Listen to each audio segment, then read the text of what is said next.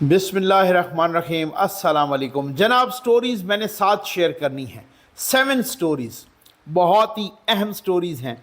एक तो मेरी एक्सक्लूसिव स्टोरी है, इसके बारे में चंद घंटे पहले मैंने एक ट्वीट भी की कि मैं ये स्टोरी करने लगा हूँ, ये मेरी एक्सक्लूसिव स्टोरी है, ये छक्के छुड़ा देने वाली स्टोरी है, ये पसीने छूट जाएंगे कुछ लोगों के, पैरों तले से ज़मीन निकल जाएगी। यूट्यूबर्स ने चीफ जस्टिस से मुलाकात की चंद रोज़ पहले। चंद यूट्यूबर्स ने मुलाकात क्यों की, किस लिए गए थे, दरअसल ये गए क्यों गए थे ये मैं बताऊंगा, और ऐसा बताऊंगा, ऐसी बात बताऊंगा जो आपके गुमान में भी नहीं होगी, और ये छक्के छुड़ा देने वाली बात है। क्या इलेक्शन वक्त पर होंगे, ये मैं बार बार क्यों कह रहा हूँ, इसकी कोई वजह है, इस पे बात करेंगे। इमरान खान ने किन से इलेक्शन की ज़मानत मांगी, इस पे भी बात करेंगे। चाइना ने इस्टेब्लिशमेंट से इमरान खान के बारे में क्या कहा, और लाहौर में मंशियात वाला ड्रोन तबाह हो गया। बरतानिया में अल्ताफ़ हुसैन साहब एक और मुश्किल में फंस गए, और फिर इस पे भी बात करनी है कि अक़वाम मुत्तहिदा अपना बयान वापस नहीं लेगा। ये कौन सी टसल चल पड़ी है अक़वाम मुत्तहिदा के साथ, किसकी, और ये चक्कर क्या है, इस पे बात करनी है। भाई सबसे पहले मैं आपको बता दूं कि हमने बहुत सारी व्हील चेयर्स भी देनी है जो फालिज के मरीज़ हैं, और साथ ही वो इलाके हमने मार्क किए हुए हैं कि जहाँ पर पीने का पानी नहीं है वो उसी जौहर से पानी पीते हैं, अपने कपड़े भी धोते हैं, और वहाँ जहाँ जिस जौहर से जानवर पी रहे हैं उन इलाकों में हमने एक पूरा वाटर प्रोजेक्ट, मोटर पंप वगैरह, बोरिंग, सब कुछ वो टंकी लगा के देनी है। ये नंबर डिस्प्ले हो रहा है भाई, आप रब्ता कीजिए। उसके बाद आ जाइए ताकि ज़फ़र नकवी वेलफेयर फाउंडेशन के तहत यही दुखी इंसानियत को पैगाम जाए कि आप अकेले नहीं। आ जाए भाई, ये क्या चक्कर क्या है। कुछ यूट्यूबर्स ने चीफ जस्टिस ऑफ पाकिस्तान से उनके चैम्बर में मुलाकात की, ठीक, चंद रोज़ पहले, और ये बड़ी अहम मुलाकात थी, और इस मुलाकात में कुछ बातें बाहर भी आईं, कुछ लोगों ने इस पे वीलाग भी किया, मैंने भी किया। मैंने उनमें से कुछ यूट्यूबर से भी बात की थी, वो कुछ और लोगों से भी बात की, तो कुछ लोगों ने मुख्तलिफ़ हवालों से इसका वीलाग किया, और बहुत ही यूँ समझ लें कि एक इर्ताश सी पैदा हो गई कि जी ये क्या हो गया। और कुछ लोगों ने क्रिटिसाइज़ किया कि जी ये चीफ जस्टिस को मुलाकात करनी भी चाहिए थी या नहीं करनी चाहिए थी। एक डिबेट वो होता है ना सोशल मीडिया का, तो माशाल्लाह आपको पता है, तो एक डिबेट सी शुरू हो गई। लेकिन अब मेरे पास एक बहुत बड़ी एक्सक्लूसिव स्टोरी है। ये यूट्यूबर्स चीफ जस्टिस से मुलाकात करने के लिए क्यों गए थे। हो सकता है, हो नहीं सकता, ऐन मुमकिन है, बल्कि मैं कहता हूं कि 95% से ज़्यादा चांसेस हैं कि ख़ुद चीफ जस्टिस साहब को भी पता ना हो कि ये क्यों आए हैं मुलाकात करने के लिए। ठीक है, आप समझ आ गया आपको। इन यूट्यूबर्स में मैं इंशाअल्लाह हल्फन कह रहा हूँ, इंतहाई ज़िम्मेदारी के साथ मैं अर्ज़ कर रहा हूँ, अपने एक एक लफ्ज़ पे कायम हूँ। जो मुझे स्टोरी मिलती है मैं मिनोअन आंखें बंद करके नहीं, उसको बहुत काउंटर चेक भी करता हूँ, और फिर ज़राए जो होते हैं वो फिर बहुत ही रिलायबल ज़रिया हो तो तब मैं स्टोरी करता हूँ। ऐसे रोज़ ही कोई ना कोई स्टोरी हमारे पास आ जाती है। लेकिन इनमें से एक यूट्यूबर, नाम मैं नहीं बताऊँगा, ठीक है ना, कितने गए, 3 गए, 4 गए, जितने गए, 5 गए, जितने गए, ठीक है। तो एक यूट्यूबर जो गए वो किसी के कहने पे गए। अब आपको समझ आ रही होगी, ठीक है। चलें मैं ये बता देता हूँ, वो बड़े घर के कहने पे गए। हाँ जी, ठीक है। और बड़े घर के सिर्फ कहने पे नहीं गए, वो जब गए तो उस वक़्त भी बड़े घर की यात्रा करके गए, और जब चीफ जस्टिस साहब से मिल के वापस आए तब भी सीधे वो बड़े घर गए। मैं अपने एक एक लफ्ज़ का ज़िम्मेदार हूँ इंशाअल्लाह, ठीक है। सिर्फ बड़े घर के कहने पे नहीं गए, بلکہ وہاں جو کوشچن کیے گئے چیف جسٹس صاحب سے وہ بھی وڈے گھر نے وہ کوشچن دیے اور ایک ایک کوشچن اسی وڈے گھر کے کہنے پہ کیا گیا. اب آپ کو سمجھ آ گئی. کنٹرول ٹاور یہ میری اپنی اصطلاح ہے, ٹھیک ہے. کنٹرول ٹاور کے کہنے پہ گئے اور کنٹرول ٹاور کے کہنے کے مطابق, اور کنٹرول ٹاور کے جو ہے نا, میں نام نہیں لوں گا, مجھے پتہ ہے نام تو اب, لیکن وہ آپ کو پتہ ہے نا بہت ساری باتیں ہوتی ہیں. وڈے گھر کے کہنے پہ گئے, کوشچنز جتنے ڈیوائس کیے وہ وڈے گھر نے کیے, وہاں جو کوشچن پوچھے گئے وہ بھی وڈے گھر کے کہنے پہ پوچھے گئے. جب وہاں سے نکلے تو وہی بندہ سیدھا وڈے گھر کے پاس پہنچا, ایک ایک بات انہوں نے بتائی کہ جناب یہ اب معاملہ کیا ہے, رکیے بہت ساری باتیں ہیں ایکسکلوسیو, میں نے آپ کو ایک اور سٹوری بھی دینی ہے, ٹھیک ہے نا. اچھا بات یہ ہے کہ بعض اوقات نا, اب بہت ساری باتیں اب جو بات نکلی تو کچھ یوٹیوبرز نے, ویلاگرز نے کیا کہ جناب دیکھیں چیف جسٹس صاحب نے کہا کہ منصور علی شاہ سب سے بڑا منافق ہے, جسٹس منصور علی شاہ مبینہ طور پہ, ٹھیک, اور قاضی فیضی صاحب کے بارے میں کہا, انہوں نے یہ کہا وہ کہا. ان سوالات سے یا ان جوابات سے وڈے گھر کو کوئی تعلق نہیں ہے, وڈے گھر کا ان سے کوئی کسی قسم کا کوئی غرض ہی نہیں ہے ان کو, ٹھیک ہے نا. ایسے سوالات سے کوئی غرض نہیں ہوتا. یہ سائیڈ لائن سٹوریز ہوتی ہیں جو اس طرح سے پھیلتی ہیں یا پھیلائی جاتی ہیں تاکہ جو اصل والی بات ہو وہ کوئی ہر کسی تک نہ پہنچے یا خیال ہی نہ جائے ادھر. سمجھ آ گئی. کچھ عرصہ پہلے ہمارے دوست ہیں اعزاز سید صاحب, انہوں نے ایک سٹوری کی کہ جب شہباز گل گرفتار ہوئے تو شہباز گل جناب وہاں پہ پنکی پیرنی کے خلاف اس نے باتیں کی اور یہ وہ, اور پھر بعد میں انہوں نے شہباز گل کی اور اعزاز سید صاحب کی اور ان کی آپس میں ٹویٹر پر ٹسل مسل بھی چلی وغیرہ وغیرہ, اور یہ وہ سن. مجھے بھی کیوریاسٹی ہوئی, میں نے کہا یار میں بھی پوچھوں, میں بھی کوئی کرے دوں کہ یہ کیا چکر کیا ہے, آخر پنکی کے خلاف باتیں کی تو کیا ہوا. اچھا وہ بات بڑی اچھلی, وہ بات یہ کچھ چیز, یہ سائیڈ لائن سٹوریز ہوتی ہیں نا, یہ بڑی مرچ مسالے والی ہوتی ہیں, ٹھیک. بعد میں مجھے پتہ چلا کہ جہاں تھے شہباز گل صاحب وہاں تو جو انویسٹیگیشن والے تھے ان تو بہت ہی کم ان کو موقع ملتا, باقی تو وہ وڈا گھاری ان سے انویسٹیگیشن کر رہا تھا. باقی تو وہ آپ کو پتہ ہے کہ جب وہ گرفتار ہوئے اس وقت تو آرمی چیف بھی غالباً وہی جنرل باجوہ صاحب تھے, تو اب اس کے بعد جو ہے نا وہ وڈا گھر تھا وہ انویسٹیگیشن. اور وہ انویسٹیگیشن کس قسم کی کر رہے تھے؟ وہ انویسٹیگیشن کر رہے تھے کہ شہباز گل سے کہ آپ ہمیں یہ بتائیں کہ زمان پارک سے بنی گالہ کے ساتھ, زمان پارک کے ساتھ, عمران خان کے ساتھ, پی ٹی آئی کے باقی رہنماؤں کے ساتھ کنٹرول ٹاور کے اندر سے یعنی فوج کے اندر سے کون کون بندہ رابطے میں رہتا ہے. یہ شہباز گل سے اصل تحقیقات ہوئی ہیں. اب شہباز گل امریکہ چلا گیا لیکن آج بھی وہ کنٹرول ٹاور کے خلاف کچھ نہیں کہتا, اس کی کوئی وجوہات ہوں گی نا, ٹھیک. شہباز گل جب رہا ہو کے گیا تو شہباز گل کو منہ نہیں لگایا عمران خان نے, آپ سمجھ آ گئی آپ کو, ٹھیک ہے نا. لیکن وہ دوسری سٹوریز ادھر ادھر سائیڈ لائن والی تو مرچ مسالے والی بڑی ہوئیں, لیکن یہ جو اندر والی خبر تھی یہ سامنے نہیں آئی کہ بھائی شہباز گل سے کس نے کیا پوچھا, کون کون رابطے میں تھے, سب کچھ پوچھا. اور پھر شہباز گل کی جو چیزیں اس طرح کی بھی محفوظ کر کے رکھنی تھیں جو طریقہ کار ہوتا ہے دنیا کے ہر بڑے گھر کا, وہ بھی رکھ لیں کہ باہر نکل کے یہ امریکہ بھی چلا جائے تو بدماشی نہ کر سکے. آپ سمجھ آ گیا. اب آپ دوسری بات سنیں کہ یہی جو یوٹیوبر گئے, میں نے کہا ان میں سے ایک, میں یہ نہیں کہہ سکتا کہ باقی جو گئے وہ بڑے گھر کے کہنے پہ نہیں گئے ہوں گے, لیکن انسان کو کچھ جرنلسٹک ایتھکس ہوتی ہیں. میں جرنلسٹک ایتھکس کا بھی قائل ہوں, لیکن میں اس سے پہلے ہیومن ایتھکس کا قائل ہوں. میں ایک جو انسانی قدریں ہیں, انسانی اخلاقیات ہے, وہ آپ میں ہوگی تو تب آپ میں جرنلسٹک ایتھک یا تب آپ میں جو صحافیانہ اخلاقیات ہے, جو صحافتی اخلاقیات ہیں, وہ بعد میں وہ والی بات ہے. پہلے آپ میں انسانیت, بعد میں صحافت, ٹھیک ہے.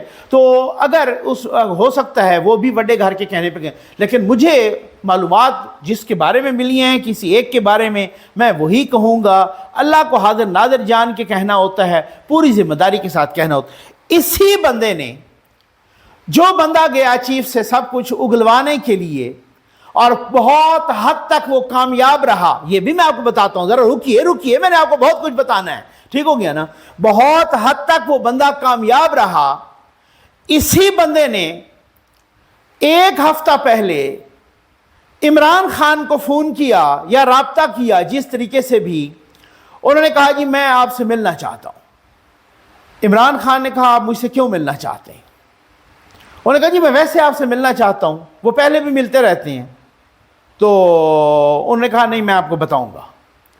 ان کو بھی شک پڑ گیا. اب کچھ اور نشانیاں ہیں لیکن میں وہ نہیں دینا چاہتا. اب معاملہ کیا ہے, کچھ چیزیں نکلوانی تھیں. چیف جسٹس صاحب کنٹرول ٹاور کی نگاہ میں, چاہے وہ پچھلا کنٹرول ٹاور ہو یا یہ موجودہ کنٹرول ٹاور ہو, وڈے گھر کی نگاہ میں مشکوک آدمی ہیں اور سب سے زیادہ انپریڈکٹیبل ہے. ان کے بارے میں کہتے ہیں کہ جی کوئی پیشن گوئی نہیں کر سکتا, یہ وعدہ کرتے ہیں مکر جاتے ہیں, مبینہ طور تو چلو میں اس طرح کہہ لوں. اور وہ کہتے ہیں کہ جناب ان نے بہت سارے وعدے بہت دفعہ کیے لیکن مکر گئے, ٹھیک ہے, اس لیے قابل اعتماد نہیں ہے, قابل اعتبار نہیں ہے. تو جو دنیا جہان کے, ساری دنیا کے کنٹرول ٹاور یا وڈے گھر کی جو نفسیات ہے وہ یہی ہے کہ وہ ایسے لوگوں کے بارے میں کہ جہاں پہ ان کی اپنی ایکسس نہ ہو سکے زیادہ, یا جس طریقے سے بھی ان کا ذہن پڑھتے ہیں, ان کے فیوچر کی پلاننگ, ان کے صحت کے بارے میں, کسی کی صحت کے بارے میں, کسی کی پلاننگ کے بارے میں, کسی کے ذہن کے بارے میں, کسی کے فیوچر کے ارادوں کے بارے میں ان کو پتہ لگانا ہوتا ہے, ٹھیک ہے. مجھے بہت سیانے لوگ سنتے ہوتے ہیں, میں مزید اس میں زیادہ کچھ نہیں کہوں گا, سمجھ رہے ہیں, وہ بہت سیانے, بہت سمجھدار, بہت سیریس اور بہت سینئر لوگ مجھے سنتے ہیں. الحمدللہ مجھے اس بات پہ فخر ہے, ٹھیک. اچھا, تو وہ ان کا یہی مزاج ہے کہ وہ اسی طریقے سے بہت کچھ وہ وہاں سے نکلوانے میں کامیاب ہو گئے ہیں. مجھے پتہ ہے میرا یہ ویلا کہاں کہاں جائے گا, ٹھیک ہے. اور ان کے کچھ ارادے جو فیوچر کے ہیں وہ نکلوانے میں بھی کامیاب ہو گئے ہیں. اور جو گورنمنٹ کو انہوں نے کچھ ان کے ارادے تھے گورنمنٹ کو سبوتاج کرنے, یا گورنمنٹ کو سبق پڑھانے, یا گورنمنٹ کو موجودہ گورنمنٹ کے خلاف جانے کے, یا موجودہ کنٹرول ٹاور کے یا آرمی چیف کے خلاف جانے کے, یا اس طریقے سے بہت سارے فیوچر کے ارادے, اور وہ کیا کرنا چاہتے ہیں ان کی پلاننگ, ان کا یعنی اندر پڑھ لیا گیا. اب سمجھ آ گئی آپ کو, ٹھیک ہو گیا. تو بھائی بہت ساری چیزیں ہوتی ہیں, ساری نہیں, ٹھیک ہے نا. اسی وجہ سے, اسی سے ریلیٹڈ میں اگلی اپنی ایکسکلوسیو سٹوری بھی یہی کر رہا ہوں, اسی سے ریلیٹڈ ہے. اور وہ ایکسکلوسیو سٹوری یہ ہے کہ ابھی تک جو معاملات ہیں مجھے یہی اسمبلی آگے جاتی ہوئی دکھائی دیتی ہے. یہ میرا ایک اور ذریعہ ہے, وہ ذریعہ نہیں, ایک دوسرا ذریعہ ہے. ابھی تک جو معاملات ہیں, لوگ تو کہہ رہے ہیں نا, بہت سارے ہمارے دوست, بہت سیانے دوست ہیں, بہت اچھے دوست ہیں, بہت منجھے ہوئے دوست ہیں, بہت ویل انفارمڈ دوست ہیں, وہ کہہ رہے ہیں کہ جناب یہ جو ساری صورتحال ہے 10 اگست کو بجائے 13 کے 10 اگست کو یہ اسمبلی ٹوٹ جائے گی, اور پھر اس کے بعد وہ 90 دن مل جائیں گے, ہو سکتا ہے کچھ اور بھی ایکسٹینڈ ہو جائیں دن. لیکن میری معلومات کے مطابق ابھی تک کوئی حتمی فیصلہ نہیں ہوا, اور بلکہ زیادہ چانسز یہی ہیں کہ یہ اسمبلی آگے بڑھ جائے, اس کی مدت آگے بڑھ جائے. اس میں مختلف وجوہات ہیں. راجہ ریاض کے مسلسل بیانات آ رہے ہیں کہ حکومت اگر چاہے گی تو ہم ان کے ساتھ تعاون کریں گے موجودہ اسمبلی کی مدت آگے بڑھانے میں. کیوں آ رہے ہیں یہ بیانات, کیا وجہ ہے یہ, ٹھیک ہے نا. ساری ڈاٹس کو ملائیں. اللہ نے انسان کو عقل دی ہے, عقل بہت بڑی دولت ہے, شعور بہت بڑی نعمت ہے. اللہ نے انسان کو سوچنے کی طاقت دی ہے. سوچے ذرا, سوال کریں, جہاں سوال نہیں ہوتا وہاں پہ زوال آ جاتا ہے. انسان سوچے بھائی اگر 10 اگست کو اسمبلی ٹوٹ جائے تو پھر 16 اگست تک تو بندیال صاحب ہیں, ستمبر تک تو بندیال صاحب ہیں. یہ 1 مہینے سے زیادہ کا عرصہ بنتا ہے. 1 مہینے سے زیادہ کا عرصہ ایک چیف جسٹس کے پاس بہت بڑا عرصہ ہوتا ہے. جب گورنمنٹ کے پاس اسمبلی کا کور بھی نہیں رہے گا जो निगरान गवर्नमेंट होगी वो एक कमज़ोर किस्म की गवर्नमेंट होगी। ये बहुत सारी चीज़ें होती हैं ना। इस दौरान 16 सितंबर तक तो फिर वैसे भी नहीं आ सकते नवाज शरीफ साहब, एक सवा महीना तो गुजर जाएगा, बाकी 2 महीनों से भी कम का टाइम बचेगा।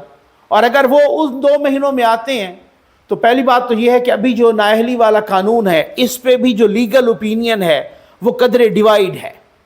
कुछ लोग ये कहते हैं कि ठीक है उनकी नाअहली ख़त्म हो गई, लेकिन कुछ लोगों का ये ख्याल है कि नहीं जी, नाअहली ख़त्म करने के लिए कॉन्स्टिट्यूशनल अमेंडमेंट, यानी इलेक्शन लॉज में नहीं, कॉन्स्टिट्यूशनल अमेंडमेंट, उसके लिए हुकूमत के पास मेजॉरिटी नहीं है, या फिर सुप्रीम कोर्ट उसको अपने जो फैसला दिया था उस फैसले को नल एंड वाइड करार दे, सेट असाइड करे, तब है।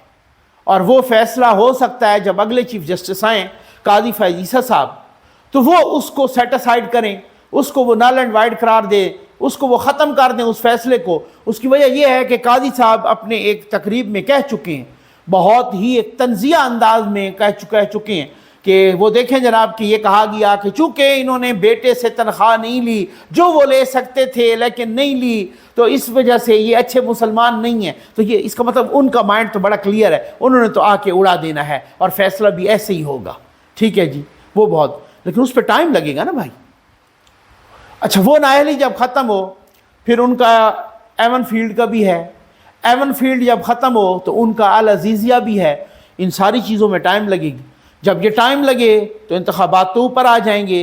नवाज शरीफ साहब अगर वो न चला सके कैंपेन तो वो नून लीग को बहुत बड़ा नुकसान होगा, और अगर वो कैंपेन चलाते भी रहे और उनके ना हुए केसेस ख़त्म तो उनका मद्दे मुकाबिल हर जलसे में कहेगा देखो जी ये तो मुजरिम है, ये कैंपेन चला रहा है। बहुत सारी चीज़ें होती हैं ना, ठीक है ना। इसलिए कुछ टाइम तो दरकार है ना, टाइम तो चाहिए, एक बात। माफ़ कीजिएगा, दूसरी बात, अभी कुछ इकनॉमिक फ्रंट पर कामयाबियां मिलने शुरू हो गई हैं नून लीग को, हुकूमत को। मुआहदा हो गया है जनाब, बहुत बड़ी बात। इस मुआहदे की किस्त जारी हो जाएगी, बहुत बड़ी बात। रशिया से तेल आ गया है, वो तेल सस्ता है, अभी रिफाइन होके मार्केट में आ जाएगा, पेट्रोल पंप्स पे आ जाएगा, वो भी सस्ता होगा बहुत। महंगाई जो 38% पे थी वो 29% पे आ गई। अगर ये 29 वाली आके 25 या 22 या 19-20% पे आ जाते तो क्या बात है। गरीब तक डायरेक्ट इसका असर पहुंचने लगे, ग्रास रूट लेवल तक इसका असर पहुंचने लगे तो क्या बात है। तो ये जो सारी चीज़ें बेहतरी की तरफ जा रही हैं, फॉरेन फ्रंट पे भी बहुत सारी चीज़ें हैं, ये किसको फ़ायदा देंगी? ये एक जमात को फ़ायदा देंगी, वो नून लीग है। उसकी वजह है भाई, क्योंकि आज तक जितना भी डिसक्रेडिट गया वो भी सिर्फ एक जमात को गया है। अब जो क्रेडिट आ रहा है वो भी उसी तरीके से वाइस वर्सा उसी जमात को जाएगा। अब समझ आ गई। अब आज मैं खुर्शीद शाह साहब का बयान पढ़ रहा था कि निगरान हुकूमत के बारे में नवाज शरीफ साहब और जरदारी साहब के माबैन मामला तय पा गए हैं और इलेक्शन अपने वक्त से बिल्कुल आगे नहीं जाएंगे। ये बयानात दिलाए जाते हैं। अब समझ आ गया आपको ना, ये इस तरह से दिए जाते हैं। जान पीपल्स पार्टी को एक थोड़ा तजब्जब का शिकार है कि जी फौरी तौर पर ये इलेक्शन होने चाहिए, क्योंकि अगर इलेक्शन फौरी तौर पे होते हैं तो अभी वो कहते हैं कि नून लीग को ज़रा डाइल्यूटेड मेजॉरिटी मिलेगी, वो वाली मेजॉरिटी नहीं मिलेगी जो चाहते हैं। और इसके असरात आने शुरू हुए और 5-6-7 महीने 6 महीने या ये असम्बली एक्सटेंड हो गई और बंदियाल साहब भी चले गए और नवाज शरीफ साहब को कामयाबी मिल गई, अदालतों ने उन्हें बरी करार दे दिया, बाइज़्ज़त बरी कर दिया। ये बहुत बड़ी बात होगी, ये तो सारा नून को फ़ायदा हो जाएगा, पंजाब को स्वीप कर जाएगी नून, और ये मसला तो हमारे लिए भी खड़ा हो जाए। अब आप समझदार हैं कि ये मुद्दत बढ़ने लगी है या निगरान हुकूमत की मुद्दत बढ़ने लगी है। फर्दर भी इस पर ज़रूर बात करेंगे। इमरान खान ने किन से इलेक्शन की ज़मानत मांगी? ये जो कल IMF का वफद गया था ज़मान पार्क में, इमरान खान साहब ने फरमाया उनसे कि जी आप मुझे गारंटी दें, श्योरिटी दें। कैसे मुझे आप ज़मानत दे सकते हैं, गारंटी कैसे कर सकते हैं कि इलेक्शन वक्त पे होंगे? आप मुझे गारंटी दें तब तो मैं। तो अब उसके बाद IMF की जो कंट्री हेड यहाँ पर थी वो भी, और जो अमेरिका में वहाँ पर भी उन्होंने भी, तो उन्होंने कहा कि जी हम किसी मुल्क में, मुल्क के सियासी मामलात या अंदरूनी मामलात में एक हद तक तो मुदाखलत कर सकते हैं, उससे ज़्यादा नहीं। ہم یہ گارنٹی نہیں دے سکتے۔ ویسے ہم نے پیکیج اسی طرح سے ڈیوائز کیا ہے، بنایا ہے کہ اس کا ایک حصہ 1 ارب اس حکومت کو جائے گا، دوسرا ہمارا خیال تھا کہ جب نگران حکومت آئے گی اس وقت ریلیز ہوگا، تیسرا جب اگلی حکومت بنے گی تو اس وقت۔ لیکن ہم یہ نہیں کہہ سکتے کہ کسی سے ہم یہ شیورٹی اور گارنٹی پہلے لے کے دیں کہ یہ الیکشن، میں نے کہا تھا نا کہ یہ ان کا پکا پروگرام ہے ان کو ڈیریل کرنے کا، کہ یہ کم از کم یہی چیز ڈیریل ہو، کیونکہ انہوں نے تو پہلے ہی خط لکھے ہوئے ہیں کہ جی آپ اس طرح سے نہیں کریں، اور بعد میں باہر آ کے وہ دوسری بات کرتے ہیں۔ چائنا نے اسٹیبلشمنٹ سے عمران خان کے بارے میں کیا کہا تھا، یہ احسن اقبال صاحب نے بہت بڑا انکشاف کیا ہے، پروفیسر صاحب اور وفاقی وزیر برائے منصوبہ بندی، ٹھیک، اور انہوں نے کہا ہے کہ چائنا نے پچھلی اسٹیبلشمنٹ سے یعنی جنرل باجوہ سے، جنرل فیض سے، ان لوگوں سے کہا تھا کہ آپ عمران خان کا تجربہ نہ کریں، یہ تبدیلی والا تجربہ آپ نہ کریں، کیونکہ اس سے سی پیک دفن ہو جائے گا، سی پیک کو نقصان ہوگا۔ تو پھر ان کو گارنٹی اور شیورٹی دی گئی کہ نہیں، سی پیک کو ہم نقصان نہیں ہونے دیں گے، اور وہی ہوا، سی پیک کو نقصان ہوا، سی پیک تباہ برباد ہو گیا، سی پیک سرد خانے میں چلا گیا، سی پیک کتنے سال پہلے چلا گیا۔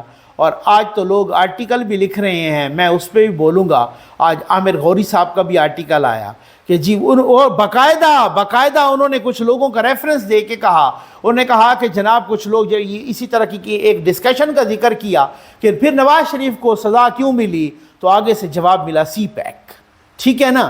تو چونکہ سی پیک کو غرق کرنا تھا اور نواز شریف کو ہٹانا تھا، میں نے اپنے ویلاگ میں پہلے کہا تھا کہ اب کی بار جب نواز شریف آئیں گے تو پھر ہمارا ٹلٹ چائنا کی بلاک کی طرف ہوگا، امریکہ کی طرف نہیں ہوگا۔ یہ سارا چکر اور یہ سارا رولا ہی اسی چیز کا ہے، لیکن وہ نہیں مانے تھے۔ سی پیک اسی طرح سے تباہ برباد کیا عمران خان نے، اور جان بوجھ کے کیا۔ اسی وجہ سے وہ بندہ، اب آپ جسٹ امیجن، آپ ذرا سوچیں کہ وہ وزیر اعظم جو اپنا وفد لے کے آخری دنوں میں چائنا گیا، مراد سعید مواصلات کے وزیر تھے، تو ایک ایسا بندہ جس میں سب سے زیادہ انٹرسٹ تو مواصلات کے وزیر میں ہونا چاہیے نا چائنا کو، ٹھیک ہے نا، اس مراد سعید کو چائنا نے ویزا نہیں دیا تھا۔ اب آپ خفگی کا اندازہ کریں، وہاں جب وفد گیا ملاقات کرنے کے لیے کوئی تیار نہیں تھا، ملاقات کرنے کے لیے کوئی بندہ تیار نہیں تھا ان سے، لیکن اس کے بعد آپ دیکھ لیں بڑے مشکل سے پھر یہاں سے بھی میسیجز گئے، فارن آفس نے بھی کوشش کی، بہت ہی مختصر سی ملاقات ہوئی تھی، اور بالکل اکیلے بیٹھے ہوئے تھے وہاں پر، وہ جو تقاریب بھی ہو رہی تھی۔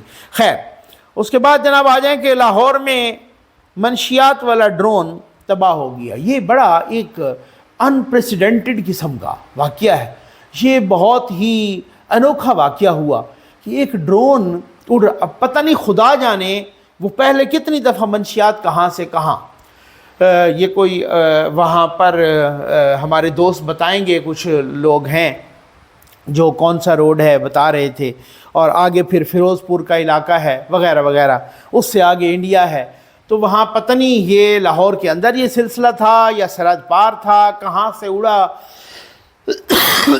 اچانک وہ خراب ہوا، گر گیا، کوئی آگے وہاں پولیس وغیرہ مقامی لوگوں نے دیکھا، جب دیکھا تو بہت ساری، کوئی 6 کلو سے زیادہ وہاں پہ، کہ 6 کروڑ روپے کی وہاں پہ ہیروئن، اور وہ لے کے جا رہا تھا، پتہ نہیں کتنی دفعہ پہلے لے کے جا چکا ہوگا، وہ تو گر گیا تو تب پتہ چلا نا۔ آج کل تو وہ ہے جناب ڈرون ہے، کھانا بھی لے کے جا رہے ہیں، فاسٹ فوڈ بھی لے کے جا رہے ہیں، ریسٹورنٹس ہوٹل سے کھانے بھی لے کے، تو لوگ تو دیکھتے ہی نہیں ہیں، لوگ کہتے ہیں جا رہا ہوگا، ڈرون ہے کسی کو پہنچانے کے لیے، تو یہ ڈرون جناب منشیات پہنچانے کے لیے، اور وہ کروڑوں روپے کی منشیات تھی۔ یہ بہت بڑا ایک الارمنگ سی سچویشن ہے، دیکھتے ہیں اس پہ فردر کیا ڈیولپمنٹ ہوتی ہے۔ برطانیہ میں الطاف حسین صاحب ایک اور مشکل میں پھنس گئے، وہ مشکل یہ ہے کہ ان کو وہاں کے اداروں نے، انکم ڈپارٹمنٹ نے وغیرہ، ٹیکس ڈپارٹمنٹ نے کہا ہے کہ آپ جی ٹیکس جمع کرواؤ۔ الطاف حسین صاحب ہیں، کوئی وہ کیا نام ہے ان کا، سید کلیم اللہ صاحب ہیں، افتخار حسین صاحب ہیں، طارق میر صاحب ہیں وغیرہ، ان کو کہا گیا کہ جی آپ ٹیکس جمع کرواؤ۔ کتنا؟ وہ کوئی پاکستانی 52 کروڑ روپے سے زیادہ بنتا ہے، ٹھیک۔ تو کیا الطاف حسین صاحب ٹیکس نہیں دیتے رہے؟ نہیں بھائی، ٹیکس دیتے رہے ہیں وہ، ٹھیک۔ آپ کو یاد ہوگا کچھ عرصہ پہلے، مطلب کچھ عرصہ تو نہیں، بہت عرصہ پہلے، یہ 2016 کے بعد الطاف حسین صاحب کے گھر اور دفتر سے جب وہ ان پہ بنی اور وہ گرفتاری وغیرہ کے چکر سارا کچھ، تو پھر اس کے بعد جو گھر دفتر وغیرہ کی مختلف وہاں عمارتوں کی تلاشی لی گئی تو کافی ہیوی اماؤنٹ، بہت بڑی رقم وہاں سے برآمد ہوئی تھی۔ اچھا، وہ کہا گیا کہ یہ کالا دھن ہے، اچھا یہ کہاں سے آئی، یہ منی لانڈرنگ ہے یا کیا ہے؟ بعد میں پتہ چلا کہ نہیں، منی لانڈرنگ نہیں ہے، بلکہ جو پاکستان سے رقم جاتی ہے، ٹھیک ہے نا، اور یا باقی جگہوں سے، وہ ان کا مرکز چونکہ وہاں لندن میں تھا تو عطیات جاتے ہیں وغیرہ، اس طریقے سے وہاں پہ ان کا خرچہ ہوتا ہے، وہ ان کا سینٹرل سیکریٹریٹ تھا، بہت سارے لوگ کام کر رہے تھے، تو اب بتایا جا رہا ہے کہ اسی پیسے میں سے بہت سارے لوگوں کو تنخواہیں دی جاتی تھی، اور تنخواہیں یہ ویسے دیتے رہے کیش کی فارم میں۔ تو ہر ملک میں، پاکستان میں بھی ایسے ہی ہے، لیکن وہاں تو رول زیادہ سخت ہیں۔ تو کہتے ہیں کہ جناب بہت سارے لوگوں کی بہت اچھی اچھی تنخواہیں بھی تھیں وہاں پر، لاکھوں میں ہوتی ہوں گی، لاکھوں ڈالرز میں بھی ہوتی ہوں گی وغیرہ، یہ اللہ بہتر جانتا ہے، یا ہزاروں ڈالر میں ہوتی ہوں گی۔ تو کہتے ہیں کہ وہ تنخواہیں دیتے رہے لیکن ٹیکس ڈیڈکٹ نہیں کیا، ٹیکس کی ڈیڈکشن نہیں ہوئی۔ اب ان اداروں نے جناب ان کو پکڑ لیا اور کہا کہ جی آپ نے جو وہ رقم تھی اور وہ آگے تنخواہیں دیتے رہے اور اس طریقے سے آپ نے تنخواہیں دی ہیں، اس کا ثبوت، باقی ڈاکومنٹس وغیرہ، رجسٹر وغیرہ وہ بھی قبضے میں لیے تھے، تو وہ تنخواہیں تو وہ جا رہی تھیں، وہ سائن تو کرواتے ہوں گے۔ تو کہتے کہ آپ نے ان تنخواہوں میں سے ٹیکس ڈیڈکٹ نہیں کیا، پہلے ٹیکس کاٹنا ہوتا ہے، بعد میں تنخواہ دینی ہوتی ہے۔ اب وہ 52 کروڑ روپے کا ٹیکس آیا ہوا ہے، وہ آلریڈی بھی فائنینشل الطاف حسین صاحب سے جو لندن کا جو سیکریٹریٹ ہے یا باقی کچھ عمارتیں، وہ بھی MKM پاکستان نے چھین لی ہیں وہاں کی عدالتوں کے تھرو۔ اب تو آلریڈی ان کی سروائیول کا بڑا مسئلہ بنا ہوا ہے۔ تو یہ 52 کروڑ روپے کا ٹیکس بہت بڑی بات ہے بھائی۔ اقوام متحدہ اپنا بیان واپس نہیں لے گا۔ بھائی یہ کون سا بیان ہے؟ کس کا بیان ہے؟ کس کے ساتھ ٹسل ہے؟ یہ اسرائیل نے کہا ہے کہ اقوام متحدہ نے جو بیان دیا ہے اسرائیل کے خلاف، وہ شرمناک ہے، وہ مبالغہ آمیز ہے، وہ یہ ہے وہ۔ اب آپ بدماشی تو دیکھیں، میں معذرت کے ساتھ یہ لفظ استعمال کر رہا ہوں، آپ بدماشی اور دادا گیری تو دیکھیں۔ تو اسرائیل کا وہاں پر جو ایمبیسیڈر ہے اقوام متحدہ میں، وہ دھمکی لگا رہا ہے سیکرٹری جنرل اقوام متحدہ کو، ٹھیک ہے۔ اور وہ سیکرٹری جنرل نے کہا تھا، یہ ابھی چند روز پہلے انہوں نے ایک آپریشن کیا وہاں پر کیمپوں میں، مہاجر کیمپوں میں، فلسطینی مہاجر کیمپوں میں، اور درجنوں لوگ مارے گئے اور سویلین مارے گئے، بچے مارے گئے۔ تو انہوں نے ایک بیان دیا تھا، انہوں نے اقوام متحدہ کے جنرل سیکرٹری نے، کہ جہاں پر بھی عام لوگوں پر تشدد ہوتا ہے اس کی شدید ترین الفاظ میں ہم مذمت کرتے ہیں۔ ان سے اگلا سوال ہوا کہ جی آپ اس تشدد میں اسرائیل کو بھی شامل کرتے ہیں؟ تو انہوں نے کہا کہ جنین میں یہ تشدد ہوا ہے اور یہ تشدد اسرائیل نے کیا ہے۔ اس بیان پر وہ سیخ پا ہو گئے جناب، بہت ہی بھڑک اٹھے، اور انہوں نے کہا کہ یہ اقوام متحدہ اپنا بیان واپس لے۔ ان کے نائب ترجمان نے کہا ہے کہ ہم بیان واپس نہیں لیں گے۔ مجھے نجم سیٹھی صاحب کی بات یاد ہے، بڑی مزے کی باتیں، سیٹھی صاحب ماشاءاللہ بہت ہی تجربہ کار جو ہے نا، ان سے آپ ہزار اختلافات کریں، بہت اچھے جرنلسٹ ہیں، بطور انسان بھی بہت زبردست ہیں، بڑے ہنس مکھ اور جو ہے نا خوش مزاج قسم کے انسان ہیں۔ تو وہ جو ہے نا وہ ان والی بات ہے، انہوں نے کہا جی اپنا بیان واپس لیں۔ تو نجم سیٹھی صاحب والی بات ہے کہ اقوام متحدہ نے جواب دیا ہے کہ یہ ٹھو۔ امید ہے آپ کو ویڈیو پسند آئی ہوگی۔ آپ کا بہت بہت شکریہ۔